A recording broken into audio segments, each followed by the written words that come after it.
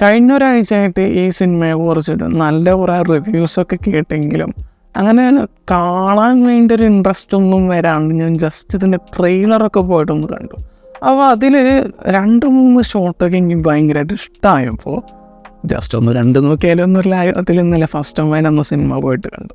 അപ്പോൾ അതിനെ കുറിച്ചിട്ടാണ് ഈ ഒരു video. So let's get start. ഞാനങ്ങനെ ഹൊറർ സിനിമകളുടെ ഒരു ഫാനൊന്നുമല്ല എന്ന് പറയാനുള്ള കാരണം വെച്ചാൽ എനിക്കിത് കാണുന്നത് വലിയ താല്പര്യമില്ലാത്ത പേടി കൊണ്ടാണ്. അങ്ങനെയാണ്. അപ്പോൾ അതുകൊണ്ട് ഞാൻ അങ്ങനെ അത്രയധികം ഹൊറർ ഫിലിംസൊക്കെ ഹോളിവുഡിൻ്റെ കേസിലൊന്നും എസ്പെഷ്യലി അധികമൊന്നും കണ്ടിട്ടില്ല.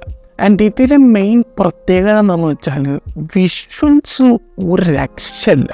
അത് ഗംഭീരമായിട്ട് ചെയ്തു വെച്ചിട്ടുണ്ട്. കാരണം ചില ഷോട്ടൊക്കെ എടുത്ത് വെച്ച് കാണുമ്പോൾ അത് ഭയങ്കര രസമെന്ന് പറയുന്നത്. സിനിമാറ്റോഗ്രഫിയൊക്കെ അത്ര കിടിലമായിട്ട് പടത്തി വന്നിട്ടുണ്ട്. അങ്ങനത്തെ രീതിയിൽ ചെയ്തു വെച്ചിട്ടുണ്ട്.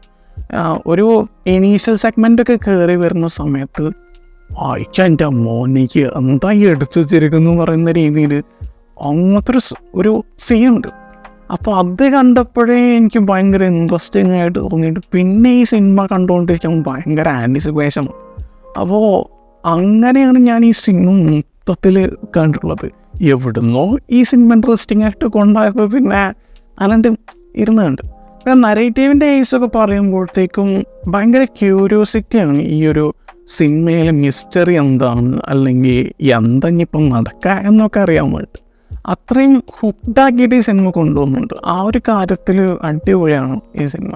യുണീക്കായ രീതിയിൽ കുറേ സംഭവങ്ങളൊക്കെ കൊണ്ടുവന്നിട്ടുണ്ട്. ആ ഒരു മിസ്റ്ററി എക്സ്പ്ലോർ ചെയ്യാൻ വേണ്ടിയിട്ട് അതിൻ്റെ കൂടെ കുറച്ച് സ്പൂക്കി ആയിട്ടുള്ള അല്ലെങ്കിൽ ക്രീപ്പി ആയിട്ട് തോന്നിപ്പിക്കുന്ന ചില സീൻസൊക്കെ ആഡ് ചെയ്തിട്ട് അത് നല്ല രീതിയിലും ചെയ്ത് വെച്ചിട്ടുണ്ട്. പിന്നെ ഞാൻ പറയുകയാണെങ്കിൽ ഈ സിനിമ കാണുകയാണെങ്കിൽ നല്ല സ്പീക്കർ കോൺഫിഗറേഷനുള്ള തിയേറ്ററിൽ ഇത് കണ്ടു കഴിഞ്ഞിട്ടുണ്ടെങ്കിൽ നല്ലതാവാൻ നല്ല ചാൻസ് ഉണ്ട്. കാരണം ഇതിൻ്റെ സൗണ്ട് ഡിസൈനിങ്ങൊക്കെ അത്ര നല്ല രീതിയിൽ ചെയ്തു വെച്ചിട്ടുണ്ട്. ചില സീനൊക്കെ വരുന്ന സമയത്ത് ഈ സൗണ്ട് ഡിസൈനിങ് അത്രയും കിടിലമായതുകൊണ്ട് ആ സീനൊക്കെ കണ്ടിരിക്കാൻ നല്ല രസമായിരുന്നു.